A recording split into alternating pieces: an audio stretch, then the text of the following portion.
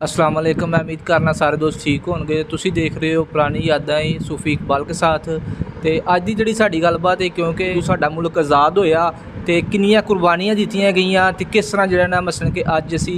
एक आज़ाद मुल्क के अंदर रह रहे हैं। अस्सलाम वालेकुम। वालेकुम अस्सलाम। अच्छा जी, सानू ये दसो 14 अगस्त के हवाले। पहला तो असल च मैं तुहानू कुछ थोड़ा समझावा कि असी 14 अगस्त तक किस तरह पढ़े या उस तो पहला साढ़े नाल की होया मुसलमानों नाल। ते सब तो पहली गल है वे कि जिस वक्त मुसलमानों की एक सल्तनत आरोज सी नगरी साल के जमाने तो बाद भी उस वक्त जी पहली खेप है ना समझाने वास्ते इत्थे आया से साढ़े इलाके वो हज़रत खिलाफत उस्मानिया आई सी। हज़रत उस्मान रज़ी अल्लाह तआला की खिलाफत वो लोग इधर आए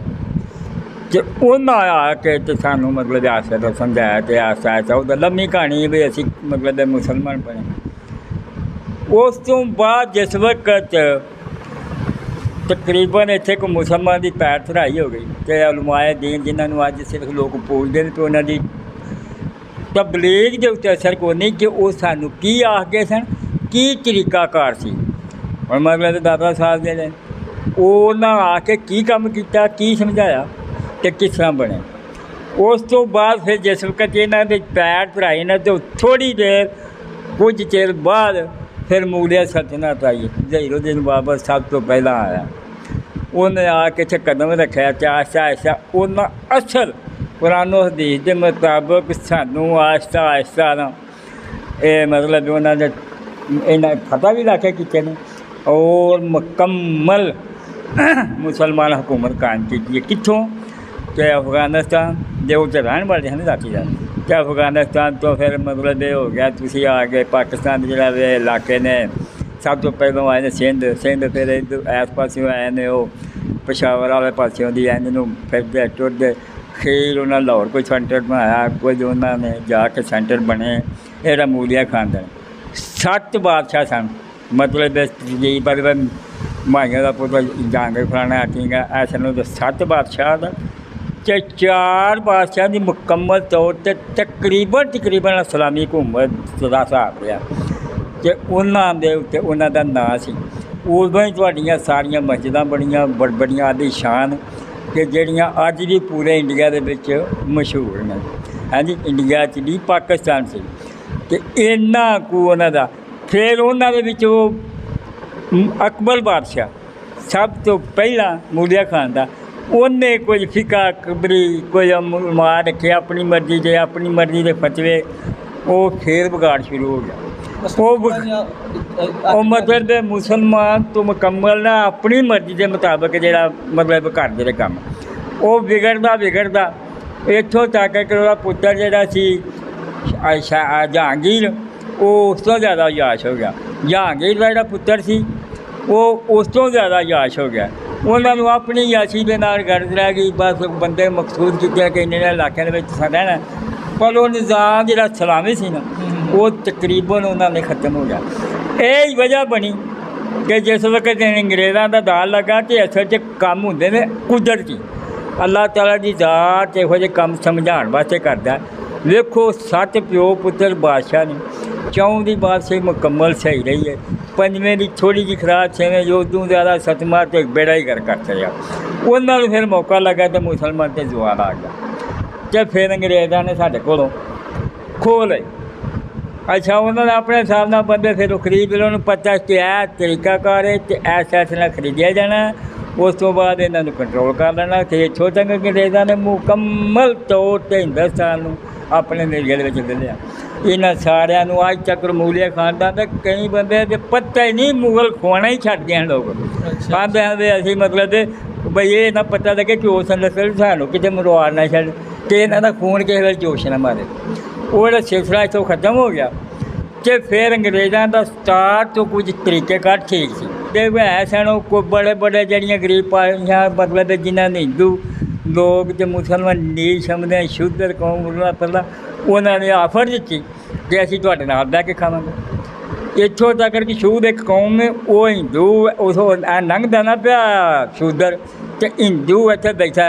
वो साया पै गया सिर्फ ਤੇ ਉਹਦੇ ਕੱਪੜੇ ਵੀ ਪਲੇਟ 'ਚ ਆਪੇ ਵੀ ਪਲੇਟ ਇੱਥੋਂ ਤੱਕ ਸੀ ਮਤਲਬ ਹਿਸਾਬ ਕਿਤਾਬ। ਉਹਨਾਂ ਨੇ ਫਿਰ ਉਹਨਾਂ ਨੂੰ ਇਹ ਨੀਚ ਕੌਮਾਂ ਨਾਲ ਲਾਇਆ। ਸਭ ਤੋਂ ਪਹਿਲਾਂ ਉਹਨਾਂ ਨੇ ਆਖਿਆ ਅਸੀਂ ਤੁਹਾਡੇ ਨਾਲ ਬਹਿ ਕੇ ਖਾਵਾਂਗੇ ਤੇ ਉਹ ਬੜਾ ਜਿਹਾ ਸਾਈ ਉਹ ਹੀ ਵਜ੍ਹਾ ਕਿ ਮਤਲਬ ਸਾਡੇ ਬੜੇ ਸਕੀਮ ਦੇ ਵਿੱਚ ਸਾਈ ਬੇਬਾਰ। ਉਹ ਜਿਸ ਵਕਤ ਅੰਗਰੇਜ਼ਾਂ ਵੀ ਫਿਰ ਨਾ ਚਮਚੇ ਛੁਮਚੇ ਰੱਖ ਗਏ, ਉਹਨੂੰ ਪਤਾ ਕੋਈ ਜਿਸ ਮੂਲੀਆਂ ਖਾਣ ਦਾ ਤੋਂ ਬਾਅਦ ਆਏ ਸਰ ਉਹਨੂੰ ਪਤਾ ਲੱਗਾ ਸਾਨੂੰ ਕਿਸੇ ਆਖਣਾ ਕੁਝ ਨਹੀਂ ਹੁਣ, ਅਤੇ ਉਹਨਾਂ ਦੇ ਵਿੱਚੋਂ ਫਿਰ ਵਿਗੜਨੀ ਸ਼ੁਰੂ ਹੋ ਗਿਆ। ਜਿਸ ਕੋਈ ਵਿਗੜ ਛਿੰਨੇ ਹੋ ਗਏ ਕਿ ਮਤਲਬ ਜਗੀਰਦਾਰ ਨਾਲ ਕੋਈ ਬੰਦੇ ਉਹਨੇ ਚੁਣੇ ਹਨ ਇਲਾਕਿਆਂ 'ਚ ਐਸਾ ਇਲਾਕੇ 'ਚ ਜੋ ਮਰਜ਼ੀ ਕਰੇ ਉਸ ਮਰਜ਼ੀ ਸਾਨੂੰ ਹੁਣ ਪਤਾ ਵੀ ਕਬਜ਼ਾ ਤਾਂ ਸਾਡਾ ਹੀ ਹੈ ਅਤੇ ਉਹ ਜਿਹੜੇ ਬਦਮਾਸ਼ੀ ਤੌਰ 'ਤੇ ਉਹਨਾਂ ਨੇ ਮਤਲਬ ਹੁੰਦੇ ਸਨ ਜਗੀਰਦਾਰ ਨੂੰ ਆਉਂਦੇ ਕਿਸੇ ਦਾ ਨਾ ਜਾਇਦਾਦ 'ਚ ਕੋਈ ਸਫੈਦ ਕੋਈ ਸੀ ਇਸ ਕਿਸਮ ਦੇ ਉਹਨਾਂ ਦੇ ਨਾਂ ਸਨ। ਇਹ ਫਿਰ ਜਿਸ ਵਕਤ ਉਹਨਾਂ ਦੀ ਹਿੰਦੂ ਔਰ ਮੁਸਲਮਾਨ ਇਹਨਾਂ ਰਲ ਕੇ ਸੋਚਿਆ। ਫਿਰ ਇੱਕ ਵਕਤ ਉਹ ਆਇਆ ਕਿ ਜੰਗ ਦੇ ਵਿੱਚ ਉਦੋਂ ਇੱਕ ਰਫਲ ਖਾਸ ਕਿਸਮ ਦੀ ਇਸਤੇਮਾਲ ਹੁੰਦੀ ਸੀ ਜਿਹਨੂੰ ਚਰਬੀ ਲੱਗਦੀ ਸੀ ਕਿ ਉਹ ਖੋਲ੍ਹੀ ਅਤੇ ਮੂੰਹ ਨਾਲ ਕਾਕ ਉਹਦਾ ਖੋਲ੍ਹਣਾ ਪੈਂਦਾ ਸੀ। ਉਹ ਰਫਲਾਂ ਹੁਣ ਕੋਈ ਨਹੀਂ, ਸ਼ਾਇਦ ਕਿਤੇ ਹੁਣ ਪੁਰਾਣੀਆਂ ਦੀ ਯਾਦ ਵਾਸਤੇ ਮਤਲਬ ਕਿਲਿਆਂ ਦੇ ਵਿੱਚ ਪਈਆਂ ਨੇ। ਉਹਨਾਂ ਫਿਰ ਇੰਝ ਕੰਮ ਕੀਤਾ ਕਿ ਸੂਰ ਦੀ ਚਰਬੀ ਜਿਹਦੇ ਖਿਲਾਫ ਮੁਸਲਮਾਨ ਅਤੇ ਗਾਏ ਦੀ ਚਰਬੀ ਜਿਨ੍ਹਾਂ ਦੇ ਖਿਲਾਫ ਹਿੰਦੂ ਨੇ, ਉਹਨਾਂ ਦੋਵਾਂ ਚਰਬੀਆਂ ਮਿਲਾ ਕੇ ਅਤੇ ਉਹਨਾਂ ਰਫਲਾਂ ਲਾ ਲਿਆ ਅਤੇ ਉਹਨਾਂ ਉਹ ਖੋਲ੍ਹਣੀਆਂ ਪਈਆਂ ਜਦੋਂ ਵੀ ਕਿਤੇ ਜੰਗ ਛੰਗ ਤੋਂ ਉਹਨਾਂ ਪਤਾ ਕਰਨਾ ਜਾਣਾ ਪੈਣਾ ਹੈ।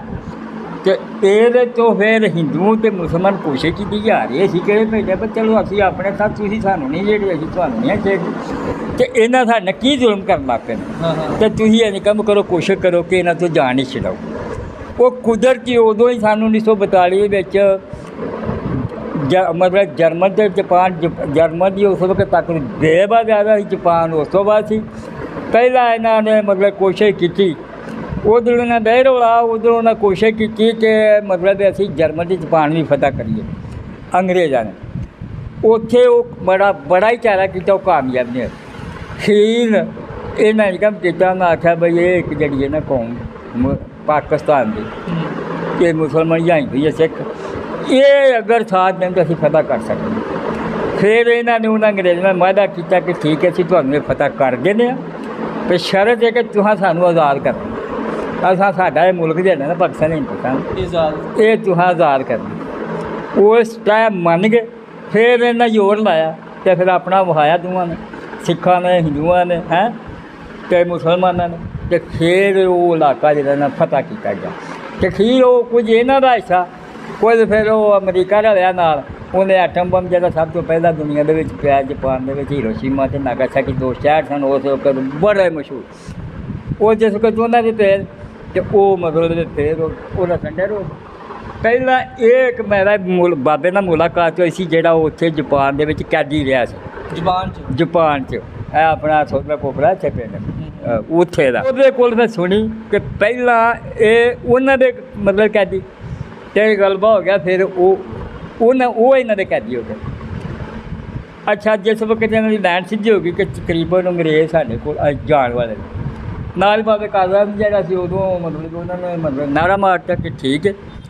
ਕਿ ਇਹ ਪਰ ਅੱਛਾ ਹੁਣ ਇਹ ਫੈਸਲਾ ਸਾਡਾ ਹੈ ਕਿ ਜਿਹੜੇ ਇਲਾਕੇ ਜ਼ਿਆਦਾ ਮੁਸਲਮਾਨ ਨੇ ਉਹ ਮੁਸਲਮਾਨਾਂ ਕੋਲ ਹੋ ਜਾਏਗਾ, ਜਿਹਨਾਂ 'ਚ ਹਿੰਦੂ ਨੇ ਉਹ ਹਿੰਦੂਆਂ ਕੋਲ ਹੋ ਜਾਏਗਾ। ਇਸ ਕਿਸਮ ਦਾ ਫੈਸਲਾ ਕੀਤਾ। ਉਹ ਫਿਰ ਤਕਰੀਬਨ ਬੜੀ ਉਹਦਾ ਲੰਮੀ ਚੌੜੀ ਕਹਾਣੀ ਪਰ ਖੈਰ ਨਾਲ ਉਹ ਜਿਸ ਵਕਤ ਫੈਸਲਾ ਮੁੱਕ ਗਿਆ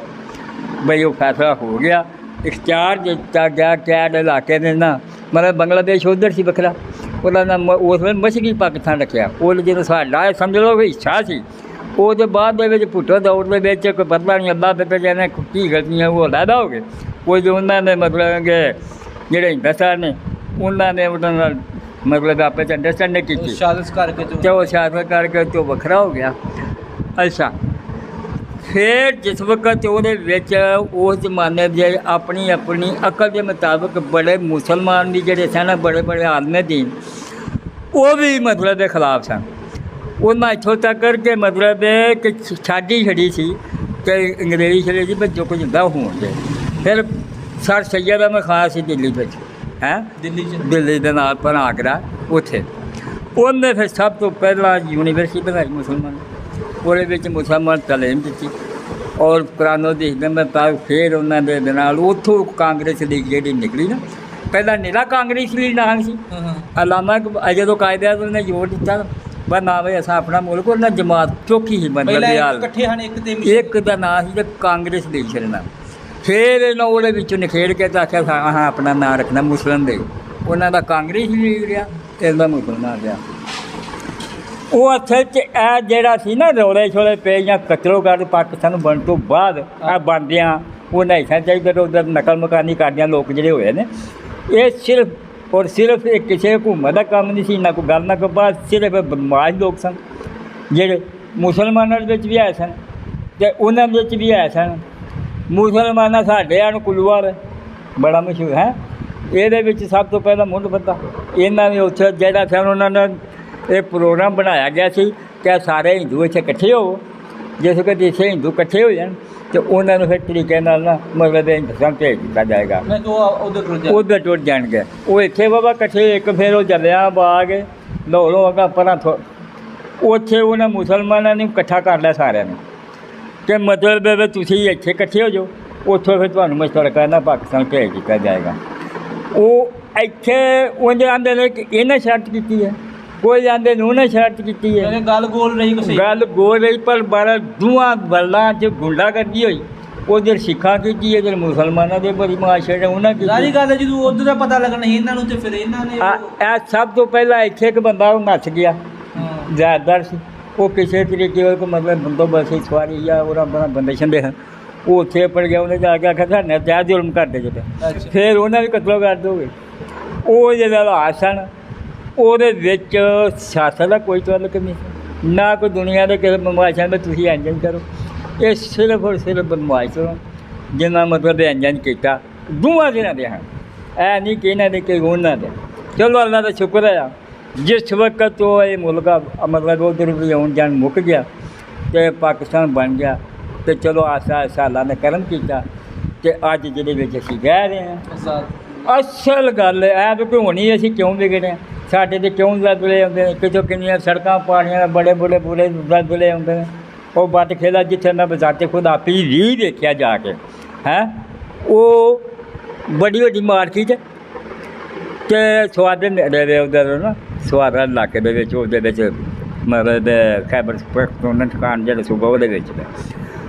ਉੱਥੇ ਇਸ ਤਰ੍ਹਾਂ ਸੜਕਾਂ ਪਾਟੀਆਂ ਨੇ ਪਰ ਟ੍ਰੇਨਾਂ ਪਰ ਕੀ ਕਰਨਾ